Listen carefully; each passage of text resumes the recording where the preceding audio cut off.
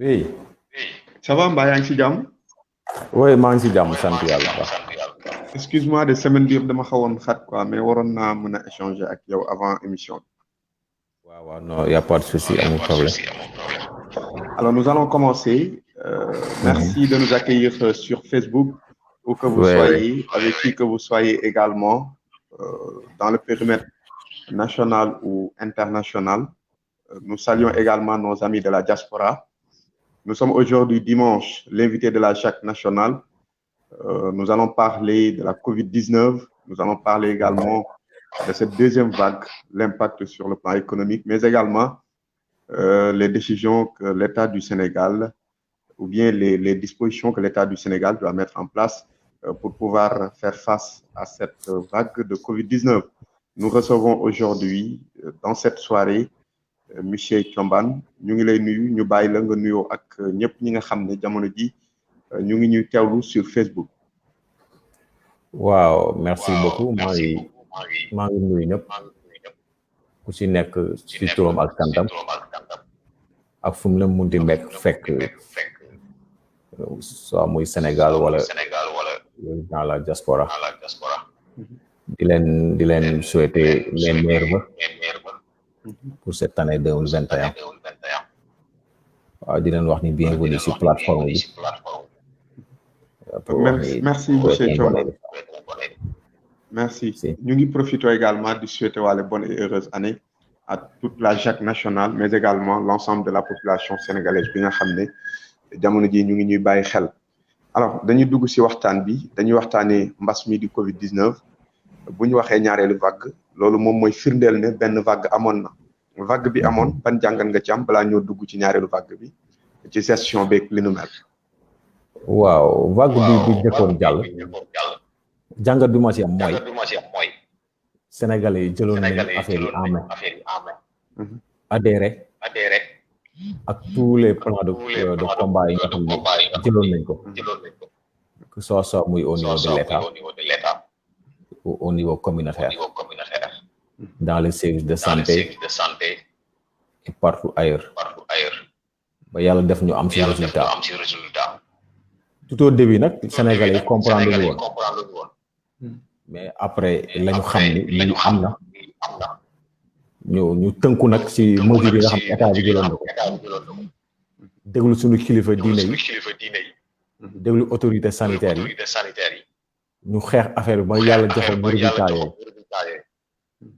mais à un moment donné dafa mel ni dafa am relâchement aussi bien ci autorité yi ak ci population bi alors que virus bi foofu la doon xaar ni pour mën a rebondir voilà. Donc yaa ngi wax léegi relâchement est-ce que jàppaloo ne relâchement wu population bi mu ngi tukkee ci relâchement wu état parce que bu fekkee ne état moom moo jiite woon mbir moomu dem ba mu xaw a yoxamal loxom est-ce que jàppoo ne aussi askan bi c'est normal ñu yoxamal seen loxo ñoom tamit.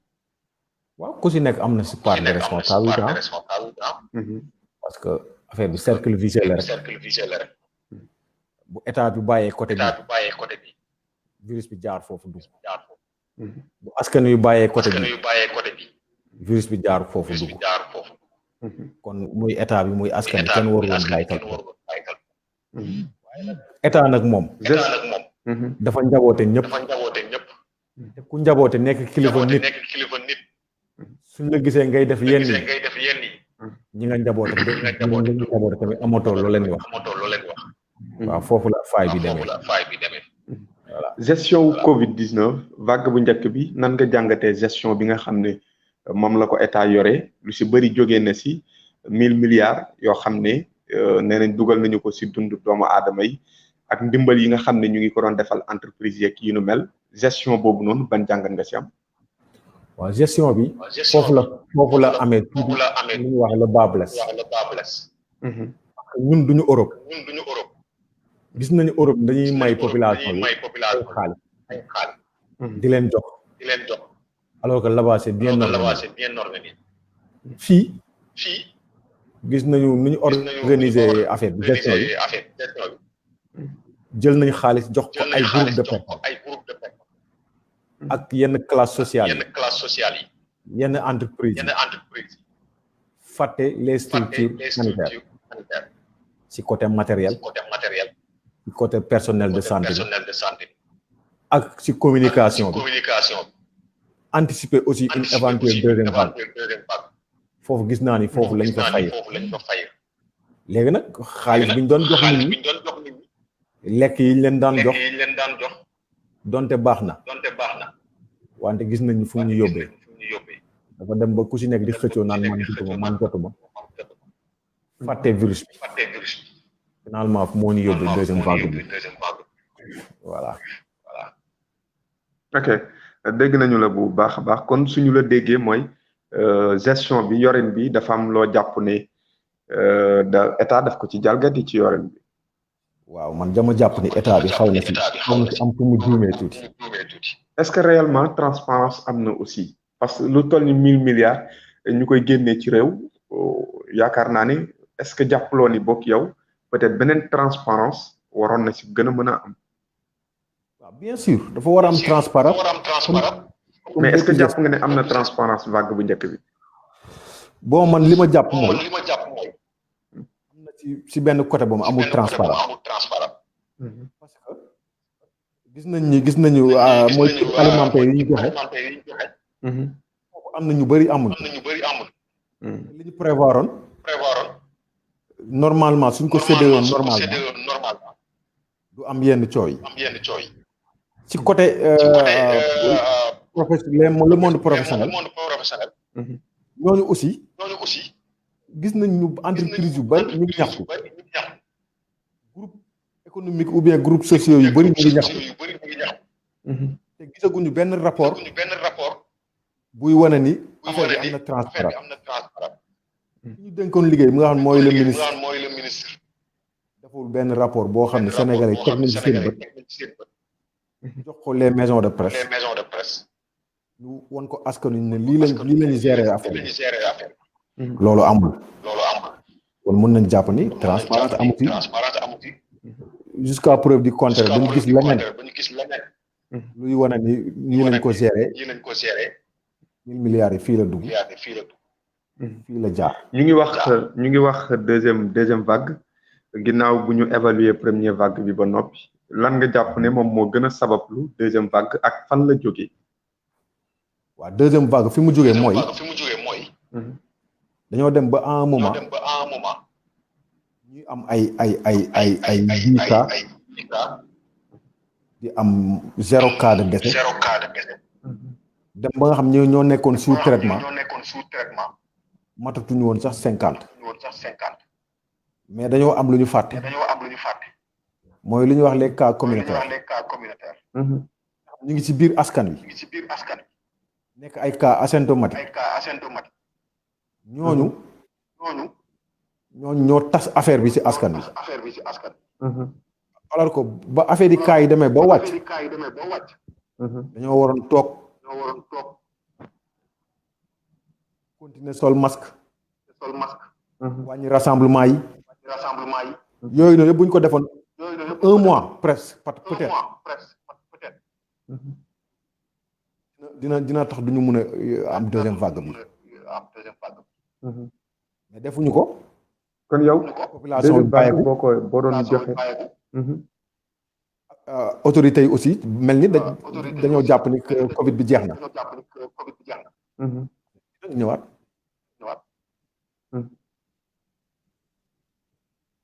léegi yow deuxième vague da nga jàpp ni maanaam boo doon situer responsabilité yi est-ce que si état la nekk wala si population bi wala su nekkee si état ak si population bi yëpp ban explication nga mën a joxe ni état fii la fayite mission population bi également fii lañ fayite seen mission.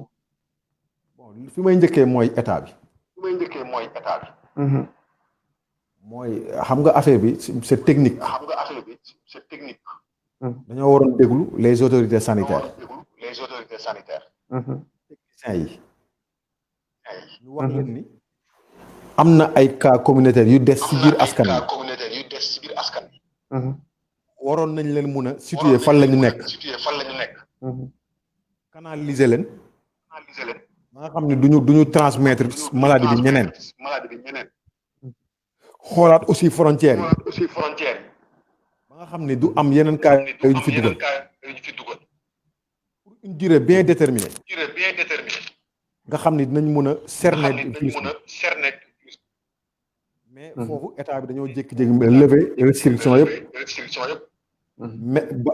rassemblement yi ñu mel ni lu ko autorisé waat port de masque yi si lieu public yi ñu mel ni amatul foofu nag population bi aussi dañuy engouffré aussi si fayitu état bi solatuñu masque xew yi commencé waat rassemblement yu mag yi commencé waat gàmmu yeeg lépp commencé waat finalement loolu lañ fii la ñu yóbbee affaire bi nag ñu ñuy wàllante waaw merci alors ñu ngi lay jaajëfal bu baax ba léegi ñu ngi am direct sur Facebook di échanger ak monsieur Thiombane par rapport ak ñaareelu vague Covid-19 bu ñu la déggee bu baax responsabilité yi maanaam bi ngay joxoñ baraamu tuuma état mais également population bi alors ñu ngi yëkkati suñu tànk teg ko ci li nga xam ne moom mooy couvre-feu tàmbali nañu ko fan yële ñu weesu Dakar ak Thiès lañu ci ciblé lan nga jàpp ne pourquoi selon vous pourquoi nga ñu ciblé Dakar ak Thiès lan moo sabab loolu. waaw lu tax ñu ciblé Dakar ak Thiès peut-être man nekkuma si à un niveau boo xam foofu la gars yi di jël sama jàngat bu gàtt dañ ko tënk si Dakar ak Thiès ñu ëpp ay cas wala concentration population bi moo tax ñu def leen couvre-feu mais étant donné également que Kaolack est fortement touché. waaw bien sûr que oui. Mais te aussi Kaolack célébé yoon la donc mënuloo dem fenn ci Sénégal te jaaruloo Kaolack te pourtant Kaolack amul couvre-feu. waaw c'est vrai mais soo gisee ñu def loolu dans un premier temps dañuy def couvre-feu Dakar ak Thiès pour xool ban résultat lay jox su paree si loolu si ça donne des résultats ñu étendre ko si d'autres régions mais beneen bi aussi couvre-feu boo leen seetloo bu ñu nee bu ngeen seetloo population bi dañuy commencé daw bi seen kër bu la fekkee biir ville dangay gaaw dem ñibbi bu la fekkee si sa ci koñ dangay gaaw def li ngay def yëpp pour daw dugg dem sa kër loolu aussi dina freiner waale am lu mu joué si transmission bi ba nga xam ne quoi. alors dañu choisir Dakar ak Thiès bi ñu ko defee ba léegi jeunes yi nga xam ne ñoom ñoo nekk Dakar plus précisément Ñaari Tali banlieue bi waaye tamit Thiès également Médina ñëpp ngi génn di manifester wu loolu ban jàngat nga si am. waaw man ci benn côté dama koy jàngat ci ñaari côté bu ci njëkk mooy jeunesse bi am nañ benn inconscience bu nekk si parce que ñoom seeni yëg-yëg rek lañu xam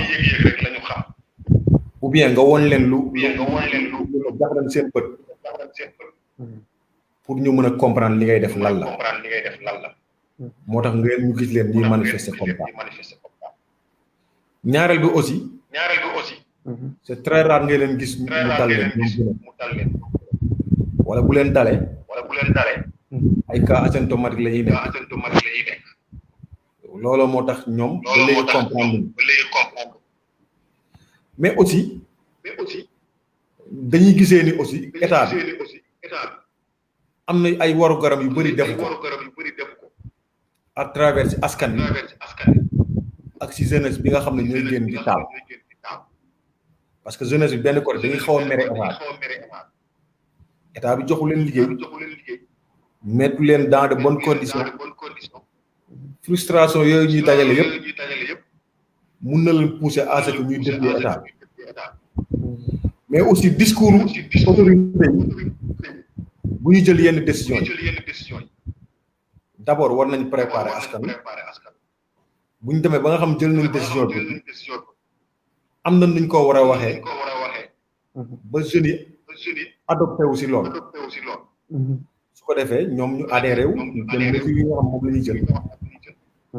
voilà loolu rek moo tax gars jeunes yu bëri di manifester. Alors sur le plan économique également ku nekk xam na ne vague bu njëkk bi laaloon na économie bu Sénégal bu baax a baax ñu war a jëm ci ñaareelu vague wala ñu nekk sax ci ñaareelu vague économie bi dina delluwaat ginnaaw surtout fi nga xam ne fa la couvre-feu am di Dakar nga xam ne moom mooy capitalu Sénégal li ñu naan tout est concentré à Dakar loolu aussi ban jàngat nga si am sur le plan économique. waaw sur le plan économique nañu fexe bañ a lu ñu daloon dalaat ñoom. bu ñu xoolee première phase yow tëjoon marché yi tëj gare routière tëj transport interurbain entreprise yi ñu ne leen da ngeen di wàññi seen ñii ñu ne leen da ngeen di teel a wàcc tëj aéroport yi daanaka toutes les activités économiques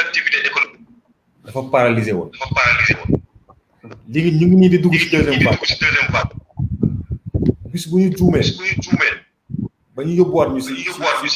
situation boobu ñu nekkoon économiquement suñu état bi est-ce que sax duñu xaar situation boobu ñëwaat est-ce que sax duñu xaar situation boobu ñëwaat parce que le ministre du travail gis nañu ne mu ngi xalaat ñu delluwaat ci télétravail bi wàññiwaat effectifu liggéeykat yi est-ce que duñu mën a xaaraat loolu. waaw bu dee état bi ñoom am nañ ay moyens ah nañ ci jëm ndax askan wi aussi mu loo leen wax toog leen te joxoo leen lu ñu toog ñoo xam ne si dans le secteur informel état bi joxu leen lu ñu xëyee joxu leen lu ñuy fanaanoo fayal leen seen luwaas jox leen lu ñu lekk ah koo si wax ni toogal du toogal léegi nag lu si pexe mooy ñu fexe ba nga xam ne dinañ couper chaîne de transmission bi Covid bi mun fee jógee wàññeeku fi bu baax a baax loolu rek moo ñu mën a dimbali parce que ñun si réew yi ñu nekk réew yi néew doole amuñu moyen di jox askan wi kenn ku ci nekk ay xaalis comme États-Unis nu mu koy defee wala Union européenne ñun amuñu loolu ñun si prévention rek la ñu mën a sukkandiku pour mun a xeex ak feebar bi. mais décision wu état ci def couvre-feu est-ce que jàppaloo ne aussi politique bu ñu war a organiser waat la parce que jël couvre-feu à Dakar ak Thiès alors que transport Dakar ñu ngi buuxante waat ci bus yi et puis surveillance su masque bi demeewul noonu est-ce que jàppaloo ni politique am carrément war nañu ko mën a xoolaat ci côté boobu. bien sûr dañ ko war a xoolaat man dama jàpp mesure yi muy jël nii yëpp da koy copier ci les pays occidentaux donte baax na dafa am nuñ koy jëlee da ngay war a njëkk a def lenn ba pare mooy fexe ba tàmmal askan sol masque fexe ba tàmmal askan wi bañ a dajaloo fexe ba nga xam ne transport en commun mu bañ a am ay buuxante fexe ba nit ñi aussi di raxas seen loxo gis nga loolu bu ko askan tàmmee du ñu bëri ay cas su ko defee du laaj sax ngay def wante assuré woloo lool askan wi sensibilisé wu leen finalement affaire yi cas yi dañuy te nag ñaari ñu ngi on est Sénégal dañu nekk entre deux feux feu bu njëkk bi mooy population bi tàmmuñu sol masque dañoo tàmm dajaloo beneen feu bi mooy économiquement nous sommes pas bien ñaari feu yooyu rek mooy beneen feu bi songul bu ñu defee nee beneen feu bi song mais si décision état dama bëggoon ñu taxaw si tuuti parce que si jamono bi ñu toll nga décréter couvre-feu alors que maintenir Dakar si transport bi maintenir Dakar si dem beeg dikk bi si entreprise yi nga xam ne ñoom ñoo fa nekk nit ñi di dugg ak a génn mënuloo maintenir loolu est-ce que décision couvre-feu mun na indi effet si yokkute Covid 19. waaw moom laa la wax sànq nee naa la couvre-feu balaa nga koy def balaa nga ci yegg sax da nga am lu nga yi nga xam ne yow nga war a njëkk bu si njëkk mooy population nañuy sol nañu raxas seen loxo gis nga loolu buñ ko defee donte amuñu ay moyens pour di suñu transport en commun muy fluide un peu amuñu moyens yooyu parce que suñu bus day parce que y a pas suffisamment de bus taxi yi noonu la tamit noonu finalement nag fekkee nit ñi seen biir si biir bus yooyu ñu ngi sol masque di raxas suñu loxo dina wàññi chaîne de transmission bu baax a baax loolu nag la ñu war a njëkkee balaa ñuy dem si couvre-feu parce que couvre-feu boo xoolee guddi la nit ñi même boo deful woon couvre-feu guddi même boo ko deful woon wala circulation aussi bu demee léegi nag maintenant bëccëg bi ñu ngi jaxasoo si oto bi nañu fexe nit ñi di sol masque parce que mënuñu leen teree xëy mënuñu leen teree buddi loolu rek mooy affaire bi am ñu sol masque def les mesures barrières raxas seen loxo di setal seen nekk alors ñu ngi woon si sur le plan économique tolluwaayu mbas mi fu mu toll nii xaw na doy waar ba ñu dem si couvre-feu bu ñu waxee couvre-feu également mooy daanu dakkal lu ëpp ci dem beeg dikk bi ci jamono boo xam ne ñu ngi wax relance économique est-ce que war nañu toll ci relance économique ba pare di bëgg a daaneelaat économie bi. waaw léegi gis nga xam nga boo commencé am ay cas yu bëri essayer di yokk ban mesure nga mën a def mooy nga fexe couper chaîne de transmission boobu si nit ñi rek nga ko mën a defee munoo jox nit ki xaalis munoo jox nit ki lekk ba virus bi du ko teree transmission nan ngay def mooy nga bañ a wax nit ñi pour ñu toog seen kër parce que bu ñu toogee suñu kër économie day daanuwaat bu ñu liggéeyatul économie day daanuwaat déjà jug boobu ñu doon wax relance boobu jug sax defaguñu boo fi naree defaat yenn restriction yi da ngay gën a rey sa bopp man li ma gis mooy nañu fexe ba askan wi bàyyi yenn dajaloo di sol masque fu ñuy mën di jëm service yu ñu nekk ñuy sol masque di raxas suñu loxo continuer suñu liggéey mais bis bu ñu arrêté waatee liggéey li ñu daloon moo ñu dalaat li ñuy wax récession. alors am na benn question boo xam ne Tata Ndeye Satala Diop depuis France moo ko relancé léegi sur la plateforme mooy est-ce que ñoom autorités yi si boppam ñu ngi respecté mesure bi nga xam ne jël nañu ko. waaw Ndeye Satala man koy nuyu bu baax depuis la France man waaw loolu mu wax dëgg la parce que ñoom ci boppam bu ngeen seetloo seeni dajaloo sax duñu sol masque tere nañ askan wi bàyyi leen rassemblement yi. tere nañ askan wi bàyyi leen rassemblement yi. ñoom ñooy dem ci rassemblement ak seen ñoom militant. ñooy dem ci rassemblement ak seen militant. bañ demee ba def liñ bëgg a def yëpp ba pare. ci lañ wax nit ñi toog leen. arrêté waat leen rassemblement yi. léegi nag. askan waa ngi noona. bu la gisee ngay def danaan yow respecté woo. man aussi li nga wax du ma ko respecté. ñoom ci boppam. ñoo war di respecté mesure yi am moom la ñuy jël d'abord. ndax ñun ñëpp fu mu toll nii ñoo ci tolloo ñëpp dañuy toog. couvre-feu la ñëpp toog. bu ñu leen di rassembler ak seeni militant askan wi itam dañuy génnaat def defaat ay ngénte ay xew ak mariage. alors convoqué nañu les députés à l'Assemblée nationale ni ki suba altine ngir ñu waxtaanee li nga xam ne moom mooy couvre-feu beeg kii nu mel lan ngeen di xaarandi ci loo xam ne xëy na mën na tukkee ci Assemblée nationale boobu noonu. waaw man li may xaar ci assemblée bi nañu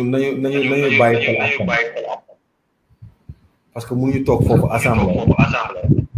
li leen état bi dicté ñu ne ñoom loolu la ñuy def normalement initiative bi ci assemblée la waroon dem ci exécutif mais dañoo seetlu ci exécutif la initiative bi alors que ça devait être le contraire. Maintenant suba dañ fay dem nañ ñu wax ni lii buñ ko defee feebar bi dina fi jóge wala mu wàññi te suñu économie du daal nit ñi dañ mën a liggéey dans le calme dans la sérénité ñu fexe ba besoin askan yi suñ ko mënul assurer ñoom nañu bàyyi askan wi dem gérer seen bopp mais ñoom si de l'autre côté nañ ñu protéger askan wi ci wàllu transmission mooy nañu fexe ba askan wi saa yu ñu bëggee am masque ñu am masque saa yu ñu bëggee am lu ñu raxasoo ñu raxasu saa yu ñu demee hôpital ñu fekk fa cadre bu baax mën a faju comme que ñoom mënuñu assurer askan wi seen maanaam économiquement mënuñu assurer askan wi dara loolu la ñuy wax waa assemblée te tamit après Covid dafa am bu ñu nekk assemblée boobu rek voté fa ay loi yoo xam ne bu Covid bi jàllee dina naxasal suñu démocratie nañu bàyyi xel ci loolu waaw. alors ñu ngi lay jaajëfal mon très cher Chombane donc c'est un plaisir de sa son bi manqué na. ma ne ñu ngi lay jaajëfal monsieur Chombane. c'est un plaisir quand même de partager avec vous ñu ngi ba léegi si waxtaanee lépp lu soxal ñaareelu vague Covid-19 bu fekkee ne yéen a ngi ñuy soog a rejoindre sur Facebook vous pouvez envoyer vos commentaires vous pouvez envoyer également vos messages et vos questions. yi nga xam ne peut-être bu ngeen monsieur Chombane ñëw si su ko defee ñu échanger avec moom nous avons juste 1 heure de temps d'échange su ko defee il y a également les questions de la JAC nationale donc Mariam mu ngi koy recenser jamono bi donc Babacar Diop également s'il est disponible dinañu ko xaar si kanam tuuti pour quand même benn témoignage ak échange bi nga xam ne peut-être saa su dimanche jotee dañu suy ànd ak moom ñu ngi remercier également l'ensemble de la cellule de communication alors maa ngi wax léegi que ne Assemblée nationale suba war nañu évaluer li nga xam ne moom mooy couvre-feu yow su ma la déggee bu baax ci sa raisonnement mooy couvre-feu balaa ñu ko doon appliquer dafa waroon jaar Assemblée nationale ba pare peut-être député yi échanger seeg yu nu mel est-ce que suba ci li tukkee Assemblée nationale aussi yow ndax boo ci xaaree couvre-feu continuer wala mu arrêté lan moo la si bett ci ñaar yooyu. bon man su ma sañoon couvre-feu du am bëccëg bi lañuy nekk la parce que foofu la nit ñi di ci lañuy demee liggéey ci lañuy demee ci transport en commun ci lañuy dajaloowee ci marché foofu ngay mettre le paquet dem mettre fa ay moyens de lutte que soit muy masque muy gel hydroalcoolique ak ay lavoir et puis nga taxaw ci ba askan wi di ko respecté ci biir oto yi policiers yi taxaw wàññi surnombre en même temps ñay nekk ci biir oto yi di sol masque loolu boo ko def mettre le paquet ci bëtt bi soxlawul ngay def wax dëgg yàlla maa ngi xaar nag suba assemblée ñu ne état bi bu 12 jours yi ma passé nañu arrêté couvre-feu te def li ma xalaat mooy bëccëg bi ñu mettre le paquet foofu. alors bokk na ci li tukkee également ci état d'urgence bi nga xam ne ci la couvre-feu jógee mooy ñu dakkal rassemblement yeeg yi nu mel alors lu si mel ni luuma yaak yooyu te njàng meek njàngale mi mu ngi wëy est-ce que jàppaloo ni école mën na nekk vecteur de transmission si jamono bi ñu toll nii kon bu ñu tëjee luuma yi est-ce que jàppaloo ne wut kon waroon nañu xalaat nan la ñuy def ba tëj école yi. ah bien sûr léegi nag man moom luuma yi am du am guddi école yi aussi bëccëg la ñuy jàng du am guddi mënuñoo def li bàyyi leen léegi nag te souhaité wu ma aussi ñu tëjaat école loolu moom on ne pense même pas parce que li ñu dal ci année bee passé xale yi jànguñu dara xaw ma nan lañ def sax ba résultat yu baax mais xale yi jànguñu la preuve ñun ñëpp am nañu ay doom ñu demee dañ seen maître dañ leen wax il faut ñu defal leen révision parce que le niveau dafa xaw a wàcc jànguñu daaw léegi nag bu ñu fi xalaataat ay tëjaat école wala tëj lycée université loolu moom buñ ko xalaat maintenant marché luuma yi xëy na lu tax luuma mooy ëpp nit marché normal parce que marché normal chaque jour day am alors que luuma une semaine ba une semaine ay grand rassemblement lu tax ñu tere leen aussi loolu xëy na peut-être dañoo jàpp ni foofu duñ ko respecter les mesures barrières te dina difficile si luuma nga ne soril diw mais marché normal am na marché normal yu ëpp luuma comme ay marché Sandaga ak yooyu daanaka léeg-léeg ñu ëpp ay luuma Kër Madiabel wala ay luuma Wàkk Nguna waaw c'est vrai waaw loolu aussi beneen problème mu ngi noonu foofu aussi li fa état bi war a def mooy waaw na leen sensibiliser mettre ay kuréel yoo xam ne ñoom ci boppam ñooy jëlal seen bopp ay initiative pour xeex feebar état bi encouragé leen jox leen ay moyens loolu rek la état bi mun a def su leen nee nag arrêté leen bu leen jaay quelques jours la ñuy toog ñu commencé ko sant économie bi commencé am problème état bi ci boppam je ne pense pas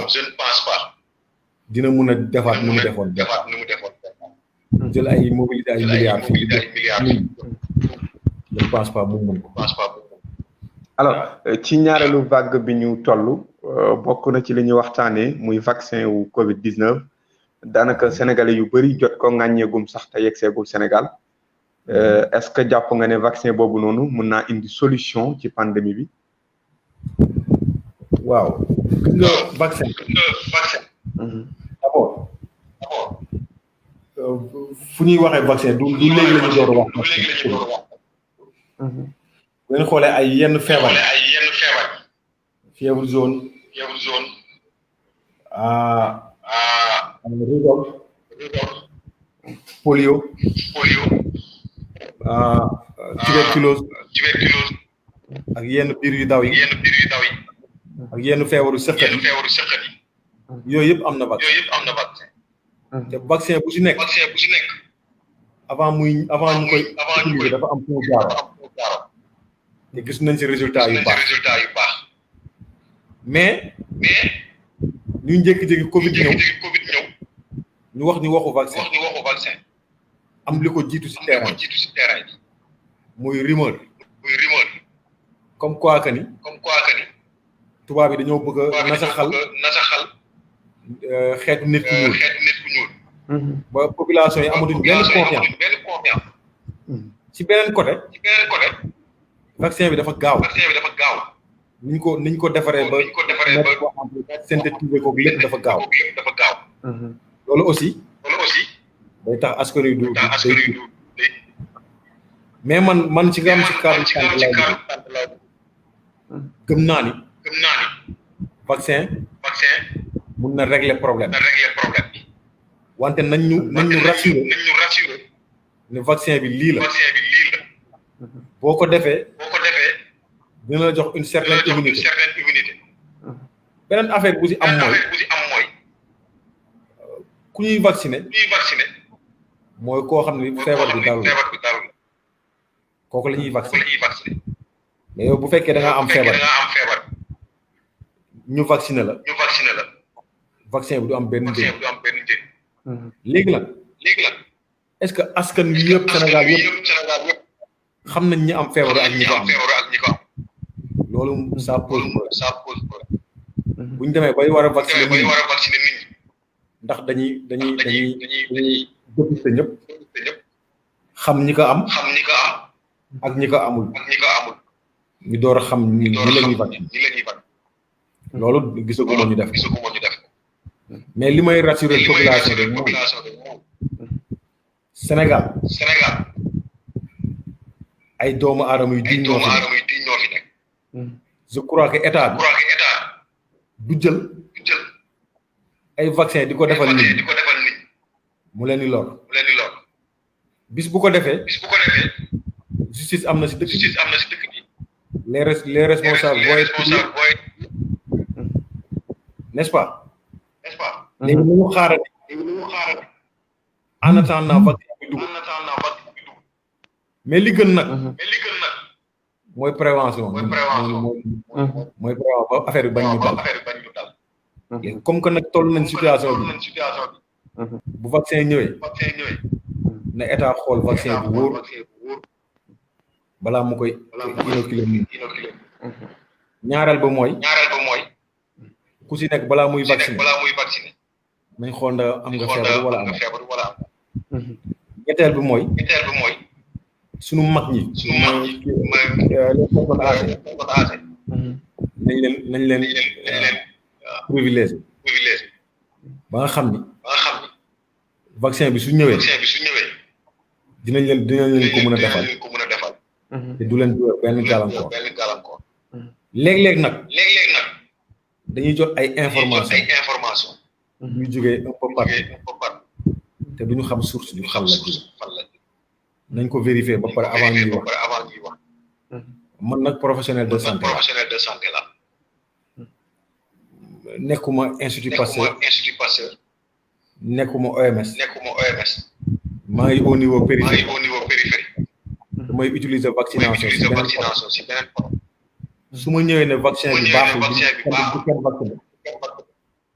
loolu du sama warugar li sama warugar mooy ma wax état bi na rassurer population bi fexeel ba ñu am confiance ñu mun a vaccin bi bu dugusee ñu xool ndax vaccin bu baax la buñ ko essayé si buñ ko essayé xam ne buñ ko defee dina protéger population ñu door ko defal population beneen système buñ koy defee mu nekk ay point fixe nga xam ni ku bëgg a vacciné wu da ngay demal sa bopp vacciné wu maintenant soo demee nag ba ne man vacciné wu wóoluwuma ko mais aussi na nga respecté ñeneen ñi nga xam ne def nañ yow aussi nga protéger sa bopp protéger ñeneen ñi mooy comme li may wax les mesures barrières loolu buñ ko defee jàpp naa ni feebar bi dina voilà alors ban jàngat nga am si communication bi nga xam ni moom mooy jub jamono ji ci wàllu vaccin bi ndax léegi maanaam sujet mbedd mi la foo tourner vaccin bi ñi naan dinañ vacciné wu ñi naan duñu vacciné wu te li ëpp ci population bi dañu wax ne ñoom duñu vacciné wu communication boobu noonu manque de confiance bi nga xam ne moom la askan bi am vis-à-vis ak l'État lan nga jàpp ne moom moo ko sabablu. waaw li ko sabablu mooy dafa am lu ko bu ci njëkk mooy dafa am ay fake news yu jot a am ne ñun dañoo bëgg a askan dañ leen bëgg a nasaxal boobu moo jiitu d'abord beneen affaire bi mooy état bi aussi deful une bonne communication ba rassurer sa population ñaari affaire yi bu dajaloo pour nga gis askan yu adhéré du yomb te gisagum ñi ko bal moo donc on doit travailler ba nga xam ni dinañ rassurer population bi jox leen confiance ñu mën a adhérer ci vaccin beneen bi affaire bi aussi tamit suñu autorités yi nañu xool vaccin yi bu baax a baax parce que luy jëm ci yaram la donte ñu ngi koy def ci yeneen vaccin yi mais aussi nañ ko defaat ci biir bu ko defee askan wi du ñu am mbetteel mais li may woo askan wi tamit mooy nañu am confiance waaw nañu am confiance quand même parce que lu toll ni des millions de personnes nga ni da nga leen di vacciner pour sànq leen loolu j'espère que état bi ñëwee muy état muy keneen tax ñëwee kon ñaari côté nañu def seen warugar surtout état bi nañ def une bonne communication ba vaccin bi war a mën a ñëw fii mais nag am na li gën ñu vaccin mooy ñu fexe ba askan wi yëpp duñu bëri ay cas su ko defee bu ñu bëriwul ay cas ñu circonscrire Sénégal képp kuy dugg ci Sénégal buñ la xoolee test la xam ne amoo ko bàyyi la nga dugg si ñu ne ci biir réew cas yi nga xam ne ñoo fi ñu circonscrire am fenn fu ñu leen suivre ba nga xam ne feebar dafay jóge loolu nag suñ ko mënulee am buñ gisee ni vaccin mooy régler problème wax dëgg yàlla war nañ ci mën a adhéré voilà yow yaa ngi wax léegi ne professionnel de santé nga étude bi nga xam ne moom la ñu war a def pour vaccin bi mën a yegsi ci askan bi est-ce que jàpp nga ne étude boobu mënees na koy def ci ay waxtu yu néew ci ay bés yu néew wala ci ay weer wala ay at lañu ko war a mën a def. waaw xam nga wax naa ko tout au début ci question yenn vaccin ñu xamoon balaa ñu koy commencé di def ci dina jël minimum 4-5 mois 4-5 ans gaaw en moins d'un an ñu lijjanti fi benn vaccin nee naa la nekkuma nag ci sphère yooyu mais comme que defar nañ vaccin Sénégal am na service yoo xam ne bu vaccin dugg see Sénégal dañ koy xool avant ñu koy commencer. am nañ fi aussi institut Pasteur. loolu aussi si cadre boobu lay liggéey. comme que nag defar nañ ay vaccin ñun bu ñu jëlee vaccin pour vacciner ko Sénégalais nañ ko xool comme que gaaw na quand même parce que dañoo nekk si situation de pandémie bu grave gaaw na quand même mais nañ ko vérifier ndax fiable na et j'espère que état bi dina def loolu. Merci. Parce que l'État est assez responsable. Jërëjëf. Pour ñu vaccin.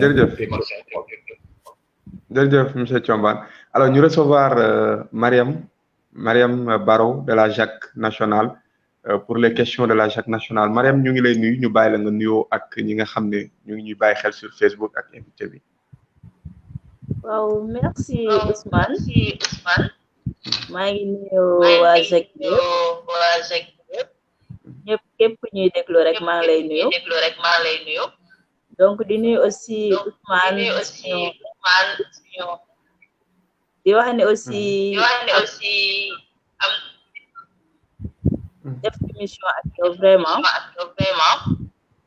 donc ñu ngi leen di nuyu vraiment. Alors merci Mariam donc waay Ousmane waay. ma ne ñu ngi leen di fay di leen ci initiative. Alors merci beaucoup. Alors Mariam ñan question la JAC national posé ki nga xam ne moom mooy Ousmane. waaw donc pour la première question quelles sont les mesures adéquates pour freiner la chaîne de la transmission? Les mesures adéquates pour freiner la transmission communautaire. Les mesures adéquates, c'est ça. Je peux m'exprimer je peux répondre en deux phases. La première phase, c'est d'abord identifier tous les cas de Covid. Bien vrai que c'est difficile, mais il faut les identifier. Mais maintenant, quand on les identifie, on va essayer de les suivre pendant un certain temps. S'ils sont positifs, il faut les traiter. Maintenant, si on ne parvient pas à identifier ceux qui ont la maladie, il faudra faire adopter des mesures. C'est-à-dire que barrer le virus à la transmission interhumaine. C'est-à-dire que toutes les personnes doivent porter des masques. Toutes les personnes doivent se laver les mains régulièrement. Et puis essayer d'éviter les rassemblements ou bien essayer d'être dans une pièce qui est un peu fermée. C'est ça qu'on appelle cluster. Essayer de ne pas être dans ces genres de situations-là. C'est ça qu'on doit faire pour couper la chaîne de transmission. D'abord, identifier tous ceux qui sont malades. Deuxièmement, essayer d'adopter des mesures barrières. Voilà. D'accord, je pense que c'est clair pour cette question. Donc, pour celle qui l'avait posée ou celui qui l'avait posée. Maintenant, pour la deuxième question, qu'est-ce qui différencie la nouvelle variante de la COVID-19 détectée en Royaume-Uni et celle détectée en Suisse? Bon, d'après les études ou bien le constat que les biologistes ont fait, il y a une différence par rapport au comportement du virus. Vous savez que tous les virus ont l'habitude de muter, de faire des mutations. On a constaté que cette nouvelle variante-là, c'est ce qu'on appelle l'ARN ou bien ARN messager, a muté d'une autre façon pour avoir pour adopter comment je dirais-je, un comportement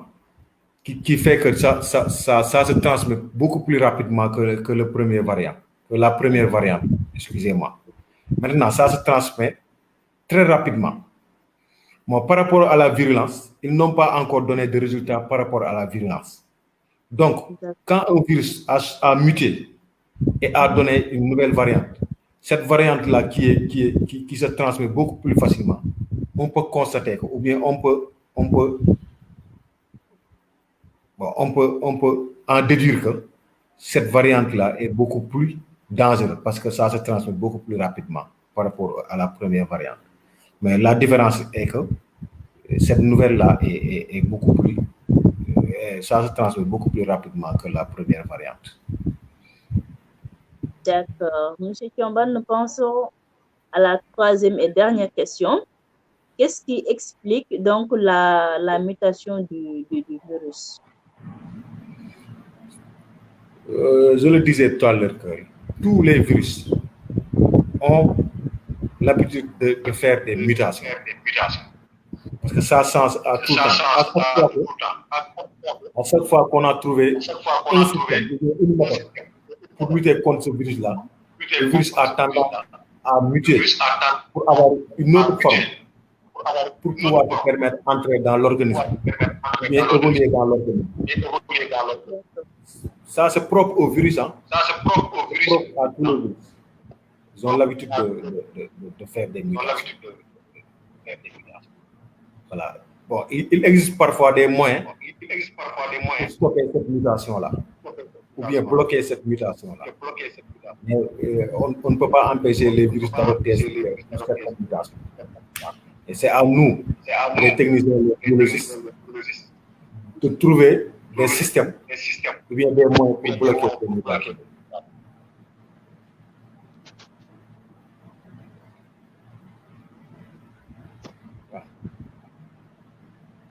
Alors, merci.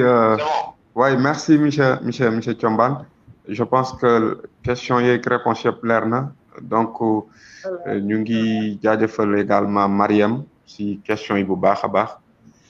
Mariam, nous allons nga tagato donc. Donc, maa ngi waa Jacques bi yëpp di wax ne aussi vraiment donc merci monsieur Thiomban pour les réponses portées donc aux questions. Yaakaar naa ne vraiment leer nañ. Merci beaucoup. Wow, merci beaucoup, merci.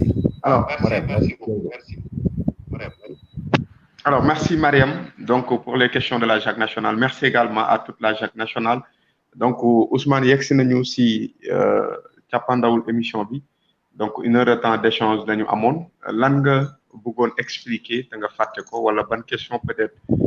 nga bëggoon gën a intervenir te fekk laajuñu la ko si biir émission bi. C'est l'occasion nga leeral ko. waaw li ma bëggoon wax rek mooy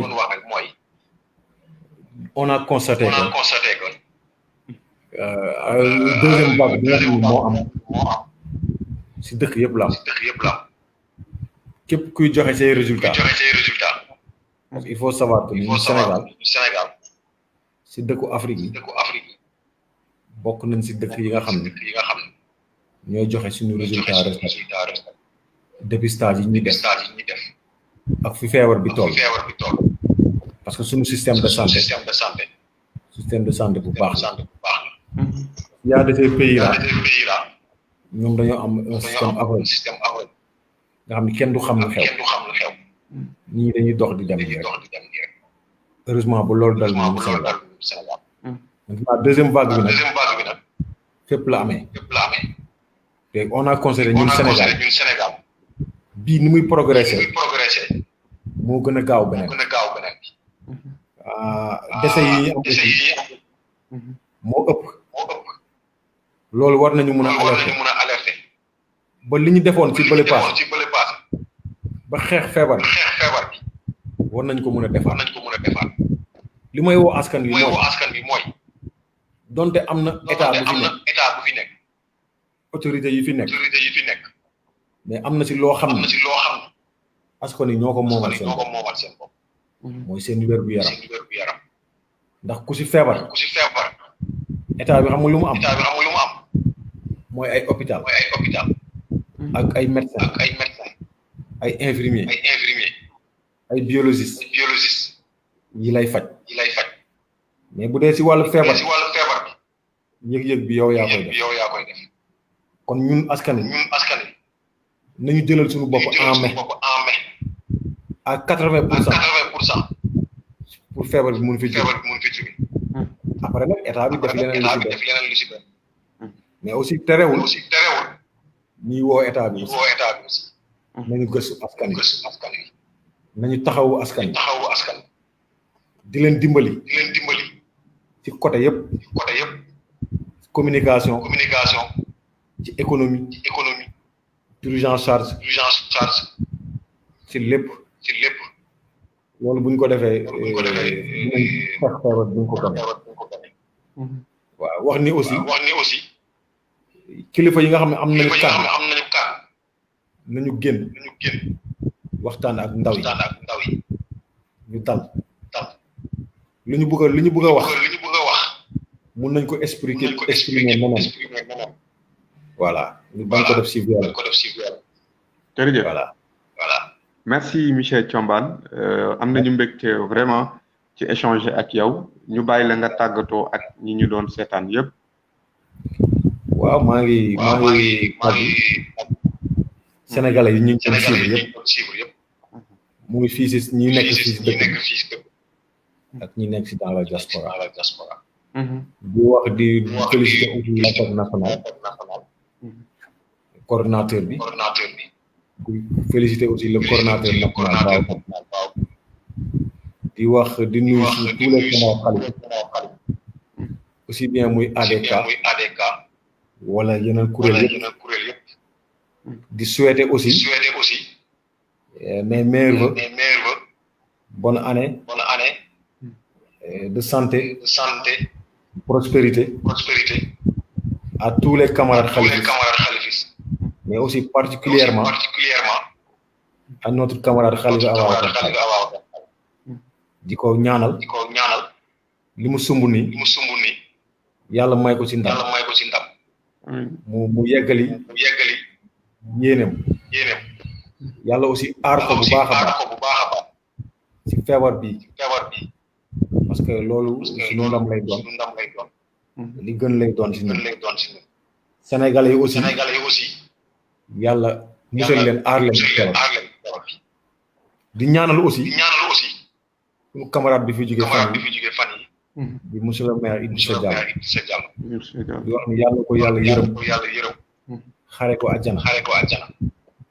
di wax ni yàlla na yàlla teg loxo njaboot camarade yëpp nag nañu xool ci moom ci ay jikkoom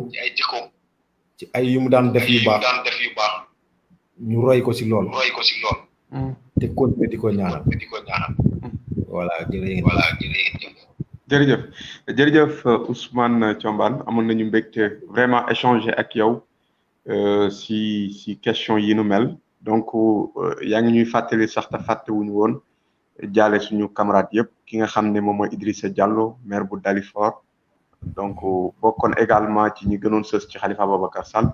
ñu ngi koy jaale famille xalifiste bi yëpp di ko jaale également sa famille ñaan suuf woyof ci kawam njaboot gi fi bàyyi yàlla sàmm leen lépp loo xam ne defoon na ko ci ay rëq-rëq yal na ko suñu borom jéggal donc ñu ngi lay jaajëfal ñu ngi jéggalu également parce que Babacar Diop devrait être là mais ci dernière minute la ñu jot ne dafa am empêchement donc ñu nangul ko ci la jéggalu waale également bu baax a baax te xam naa ne également bu fi nekkoon témoignage yi nga xam ni moom lay def ci yow témoignage yu rafet kese la donc ñu ngi lay jaajëfal bu baax a baax ci liggéey bi nga xam ne peut-être voilà yéen a ngi koy mener auprès de Khalifa Ababacar Sall ou que vous soyez également foo mu ngeen munti nekk si àdduna bi donc ñu ngi jaajëfal également toute la JAC nationale mais également la cellule de communication pour cette belle initiative bi nga xam ne def nañu ko voilà pour décentraliser l'émission ci réseaux sociaux yëpp ñëpp di ko mën di jot parce que pas mal de demandes yoo xam ne ñu ngi koy jot pour dire que ne émission bi dafa war a jàll sur les plateformes yi nu mel donc ñu ngi siy jaajëfal le responsable Cheikh Tidiane am di également pour la partie technique jaajëfal également ñëpp ñi nga xam ne jàpp nañu si Mariam ainsi de suite donc ñu ngi leen jox dig daje beneen dimanche beneen invité ak beneen thème merci beaucoup.